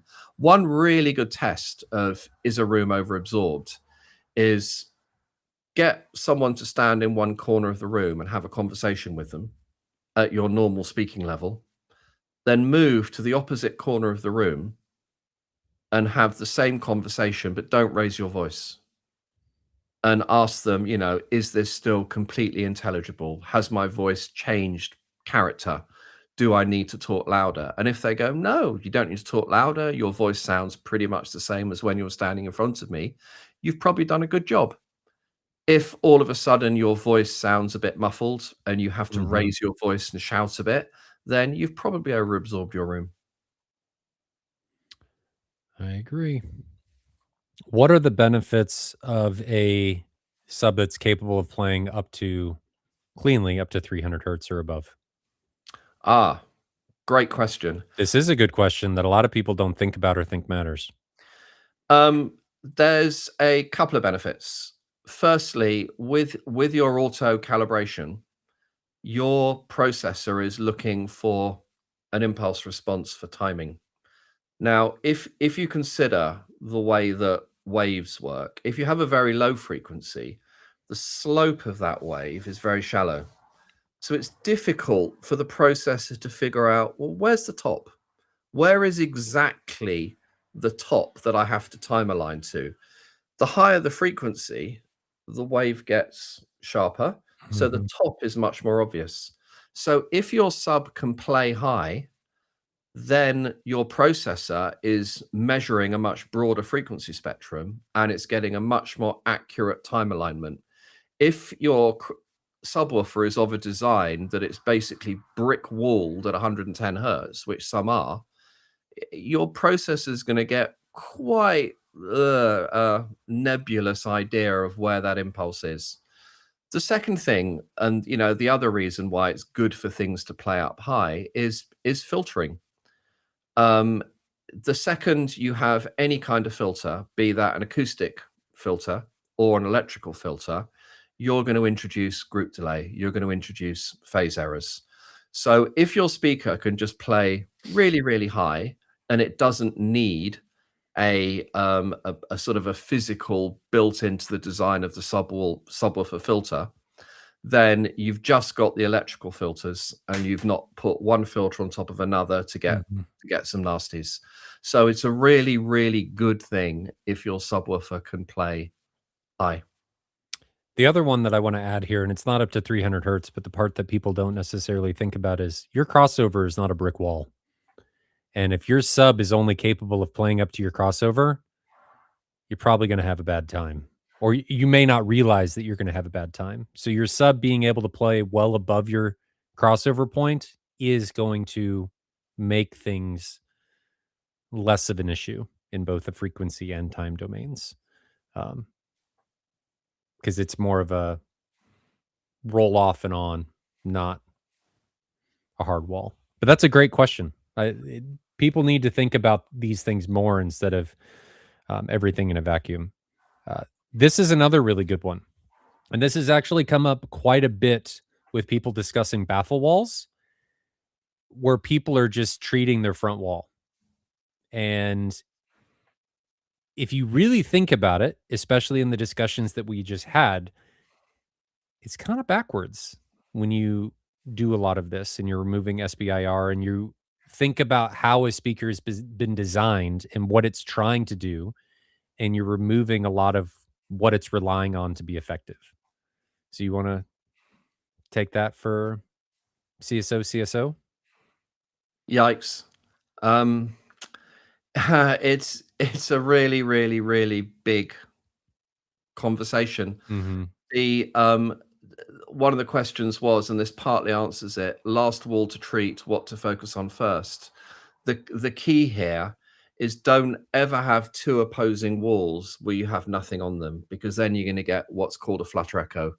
And a flutter echo is where sound just bounces between two walls because there's nothing to break it up.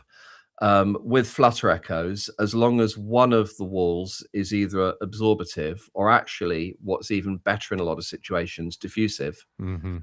because the difference in absorption and diffusion, absorption takes the energy out, diffusion pure diffusion, of which there's very, very few diffusers that are pure diffusers. There's only one that I know of, which is GUD. It's kind of diffuser worlds, you know, they like their acronyms. There's something called a bad diffuser. Nothing to do with it being bad and ineffectual. Bad is an acronym for binary amplitude diffuser. There's something called a good diffuser, GUD. They are very good. I think it's geometrically uniform or something. Don't quote me on that. And a GUD diffuser, it's patented. There's a manufacturer of them. It is a pure diffuser. It has no absorption. Most diffusers also have some absorptive effect. It's hard to get But around, but yeah. absorption takes the energy out. Diffusion doesn't remove the energy, it scatters it in multiple directions. So rather than just sound bouncing backwards and forwards between two surfaces, sound will hit the diffuser, the energy will remain, but be scattered. And that gives you a much bigger sense of space, and keeps the energy in the room, which for high frequencies and mid-range is to a certain extent important. Mhm. In terms of absorption behind the speaker, if you think about SBIR, as a speaker goes higher in frequency, it does become more directional. So SBIR, depending on the speaker design, is only relevant below a certain frequency. Now, if we take that frequency, you know, I'm going to pull a number out of my ass here. Let's say 600 hertz is probably a good place to start. In order to completely absorb 600 hertz completely, you're going to need quite a stack of absorption. So just putting some 1-inch foam on the wall, will it help 600 hertz? Sure. Will it help 400 hertz? A bit. Will it stop SBIR at 120 hertz? Absolutely not. And if you think SBIR happens at a quarter of the distance of the wavelength between the drive unit and the wall, give you an example. At 100 hertz, the wavelength is 343 divided by, 343 divided by 100. It's going to end up around 0.8 per meter. 100, yeah, 0.8 per meter. I'm getting my own maths the wrong way around. So if you have your front face of your drive unit 0.8 of a meter away from a wall, you're going to get SBIR at around 110, 120 hertz. As you move your speaker closer to the wall, that SBIR frequency gets higher and higher and higher and higher. So there's no one answer to this. It largely depends on the geometry of your speaker.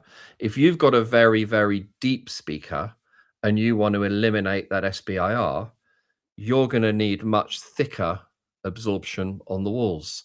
If you've got a much shallower speaker, so you're pushing that SBIR higher and higher and higher in frequency, then just having 1 inch of absorption around that speaker is probably a very, very good strategy. You're going to pretty much eliminate most of that SBIR. But you've then got to also think about, if you have that entire wall covered in 1-inch fuzzy stuff, 1-inch foam, that's a lot of high frequency absorption already. Now, that's not necessarily a bad thing, but then it limits how much more high frequency absorption you can have in the rest of the room. So let's say you've got that fuzzy stuff on the front wall and you've got reasonably 3/4 of an inch, reasonably thick pile carpet everywhere in the room. You really don't need any more high frequency absorption. You just don't need more of it. So it's a fuzzy logic kind of answer that you've firstly got to do the engineering and see, are you going to have an SBIR problem? If you have an SBIR problem, you can get that from the distance. That is also going to be a little bit down to the characteristics of the speaker, although, you know, with a speaker with a big enough baffle, not really. It's pretty predictable. Then if you're going to mitigate that SBIR because it's pushed high enough, how thick absorption do you need to completely absorb that? And the physics tells you, again, bit of fuzzy logic necessary here, to completely absorb a wavelength with a velocity absorber, so fuzzy stuff or foamy stuff, you need an absorber a quarter of the wavelength that you're trying to absorb. Do the maths. Can be quite thick. Less thickness than that will do something, but it won't completely absorb it. So it's one of those questions. Is absorption good to have around speakers? Yes. Is it necessarily good to do all of that absorption on the front, have the whole of the front wall covered? Not necessarily. If you can't have anything on the back wall, so let's say you've got interior design constraints, which means that on that back wall, it's just got to be brick, or maybe you're in a room where that's glass, then covering that entire front wall with absorption is probably a good idea, Mhm. because then you're mitigating the flutter echo that could be happening between front and back walls. So it's one of these. There is no right answer to any single acoustics question in isolation. You've got to do the maths and look at it as a whole room, totality of the experience calculation. Yep. I agree. Now, this does change with different types of speakers. I would argue that with things like on walls and in walls, I'd probably want even less, if at all. I mean, a lot of those are relying on boundary interactions to maintain, especially their low frequency output. And you take that away, and you're potentially in for a bad time. So the next question is, would you ideally treat the back wall instead of the front wall? No, because treating the back wall will do nothing for SBIR.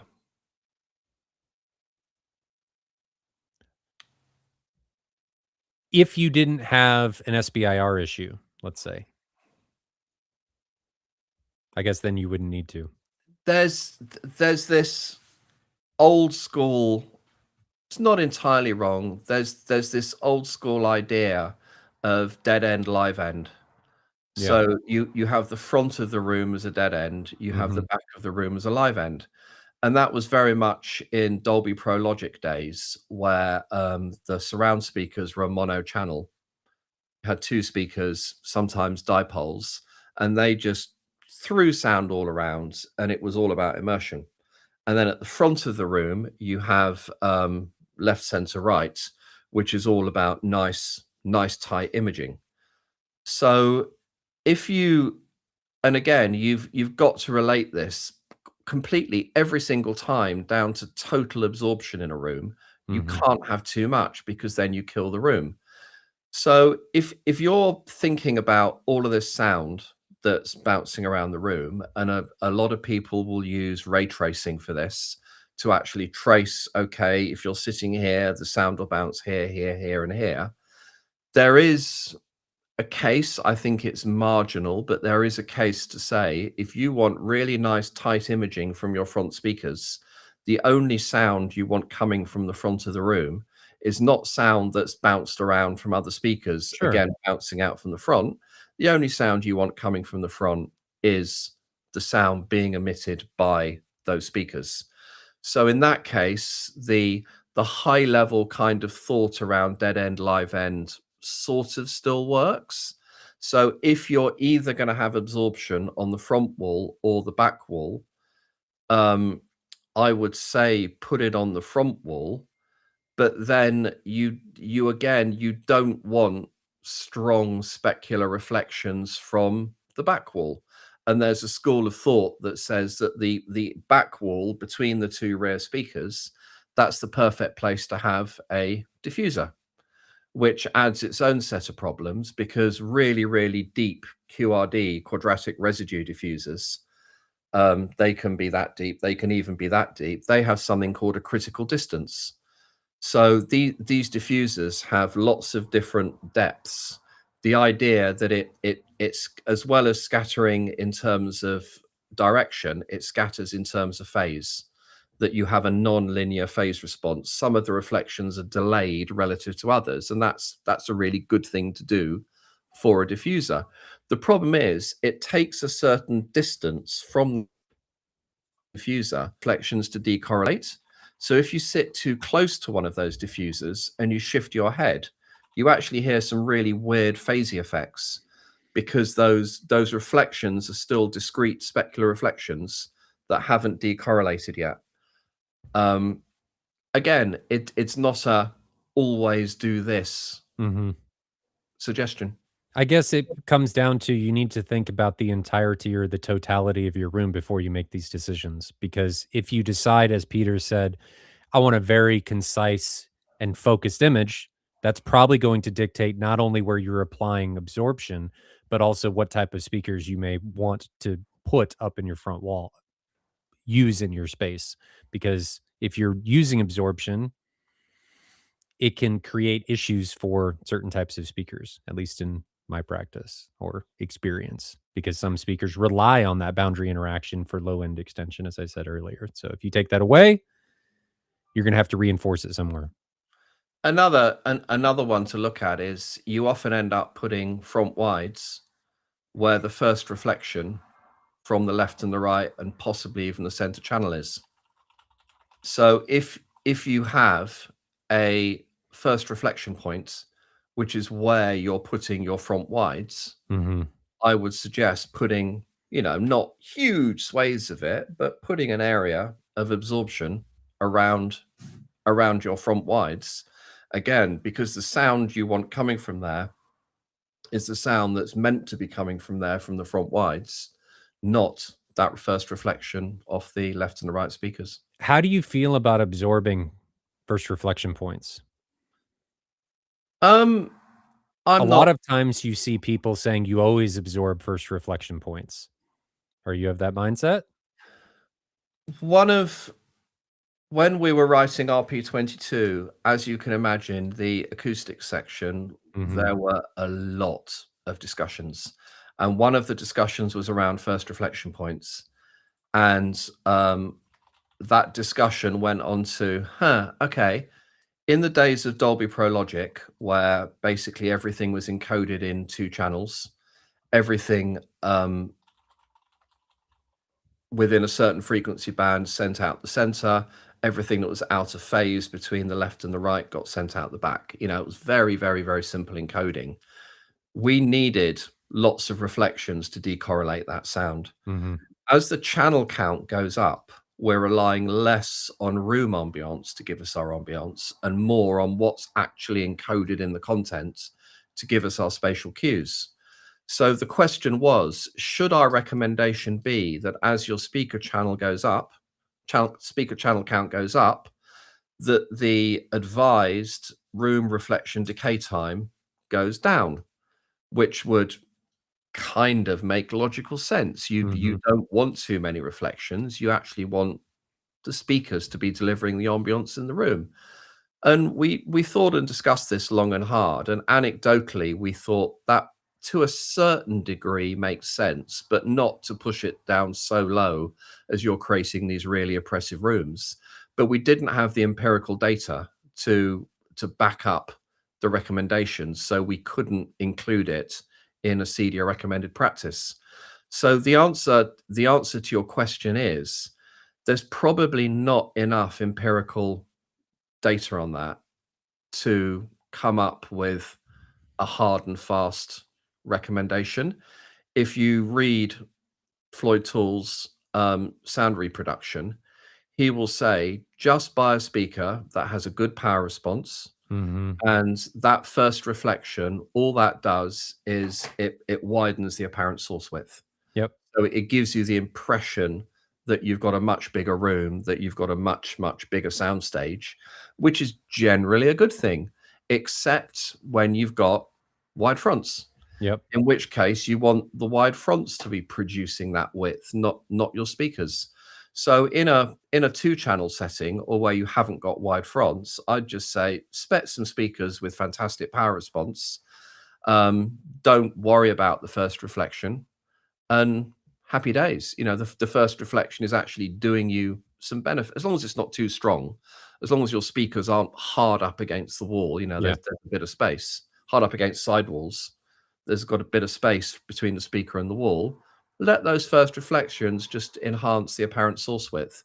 But if your speakers have a shonky off-axis power response, or maybe your speakers are one of these speakers that are non-symmetrical, so you've got a line of woofers and a line of tweeters, which means that your left to right dispersion is not symmetrical around the center axis. Mhm. You know, there are scenarios that you think, well, yeah, actually, I may need to do a bit of ray tracing here and absorb those reflections.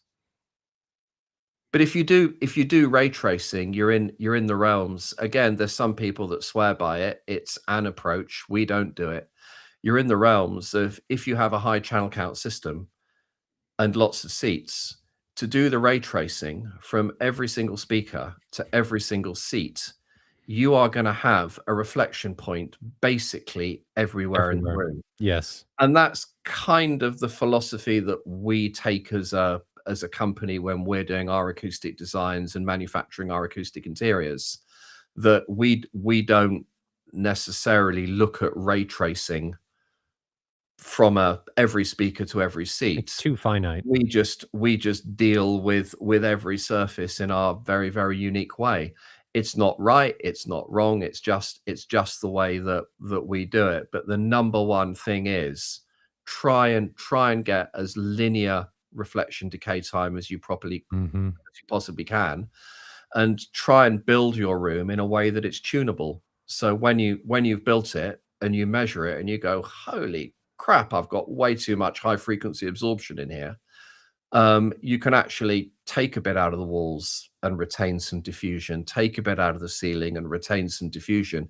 You're not going to want to take the carpet up. I mean, you know, if you've got a carpet, that's staying, isn't it? Mhm. But if you have a way that you can make that room tunable, make it tunable. I agree. We got one more question that I'll address. There's some other ones, but we're running out of time. We've been going for almost 2 hours, and I wanna be respectful of Peter's time. So, Majek asks, "Can you comment on angled sidewalls in ceilings? Isn't it built-in diffusion?" How do you feel about angles in It's rooms? not built-in diffusion, it's built-in confusion. Angled walls make things really, really, really unpredictable. Unpredictable. If you mean that the room has different angles along its length, there's kind of a geometric pattern. So the walls are basically, the room is a rectangular box, Mhm. but along the walls and ceiling, you have this geometric pattern.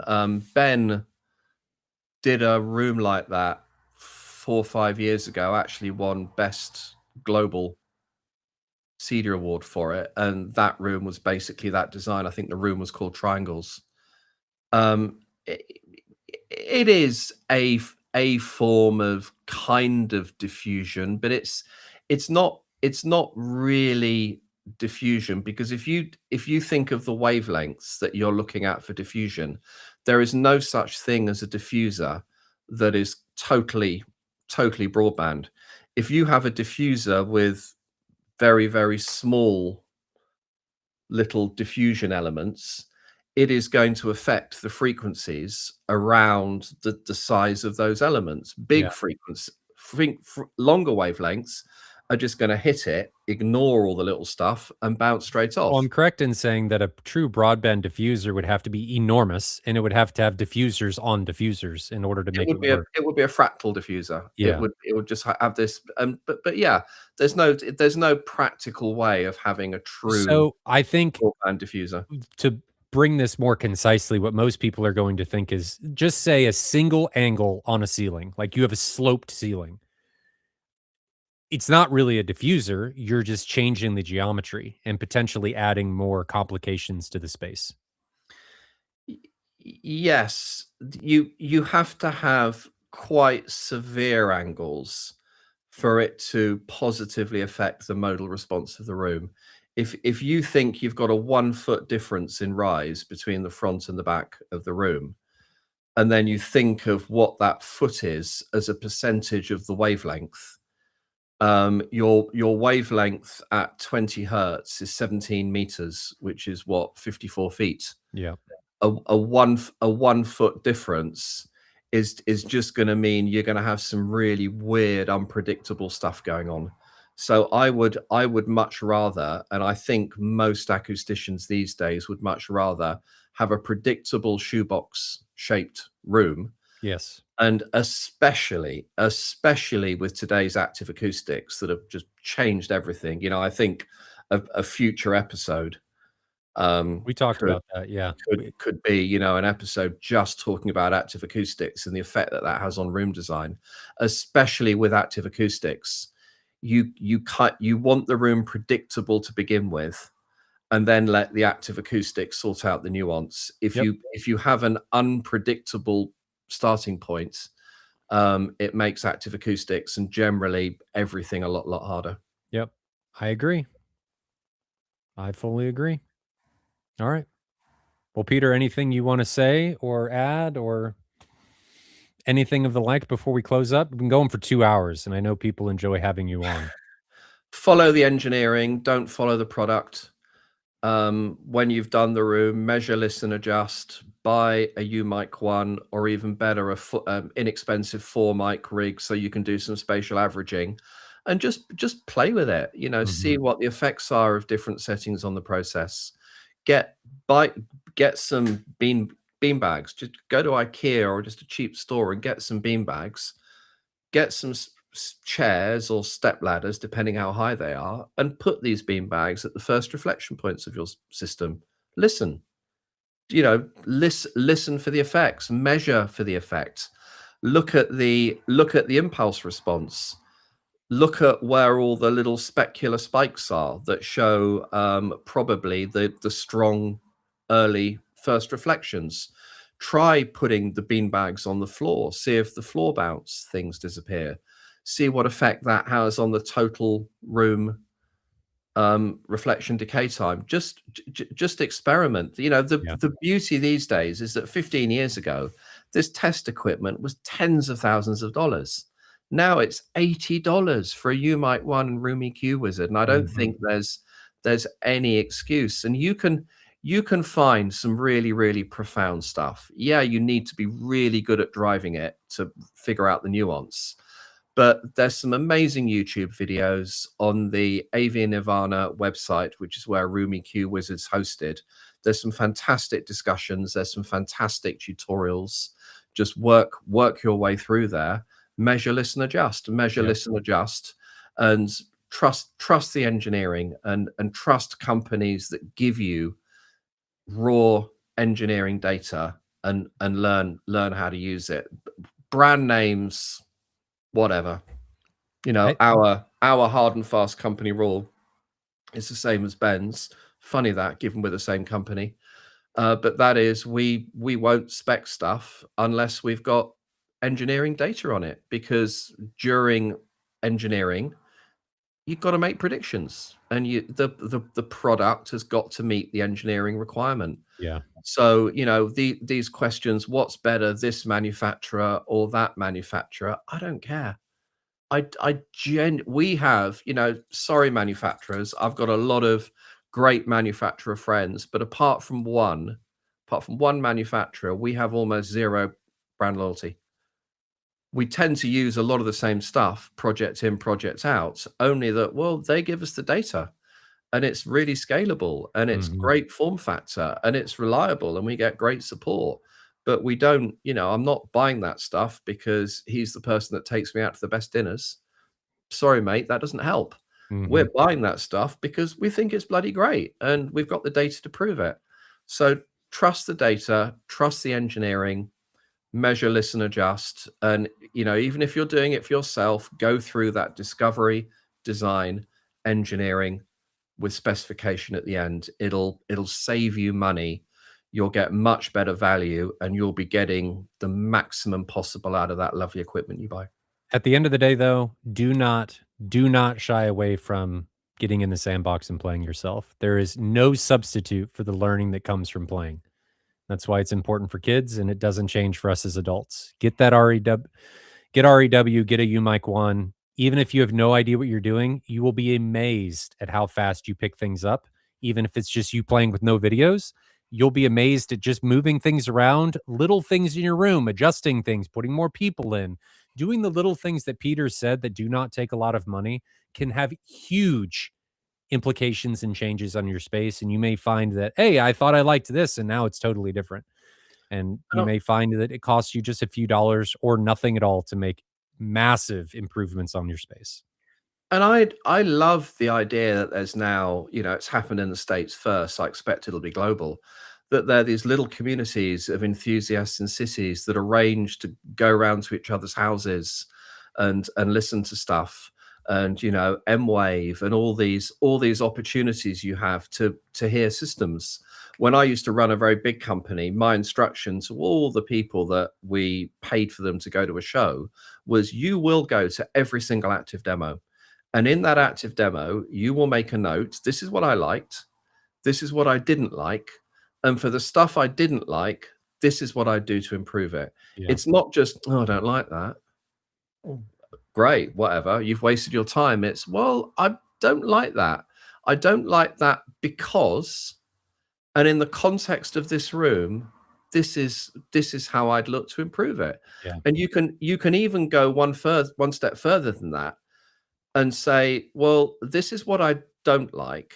This is why I don't like it. And if I measured the room, this is what I think I'd see. And that's really cool, because the second you understand those basic measurements, you can catch gross errors really, really, really Really fast, fast. and stop yourself just going down a time vampire of a rabbit warren of buying cables and changing stuff, when actually maybe the only thing you needed to do was change the time alignment between your speakers and your subwoofer. Yep. I agree. Well, we'll wrap it up from there just to be respectful again of Peter's time. I know I could talk to Peter all day, but again, this episode And was I am on on holiday. Oh, well, maybe I don't want to talk to you all day. That's fine. I'm on holiday, but I still want to be here. That's got to say Well, something. I appreciate that. Thank you very much for taking the time to be with us and helping educate and pull some of the, you know, unknowns away from people so they have a better understanding and are more comfortable about doing this themselves. Again, this was Common Myths and Misconceptions on AV and Home Theater. Peter, thank you again for Pleasure. coming to join us. And it's always a pleasure to have you on. We will be back maybe this weekend. I don't know if Jonathan and I will have time this weekend. He's been on vacation, and Ben will be back next week on Monday. Not sure what that topic is going to be, but if you guys have suggestions for topics and conversations you want to have in the future, drop them in the comments of this video, not in the chat, in the comments of the video, and we can address them in the future. Thanks again for everybody for coming out and enjoying this content. Hopefully you learned something. I know I do every time I have a guest on.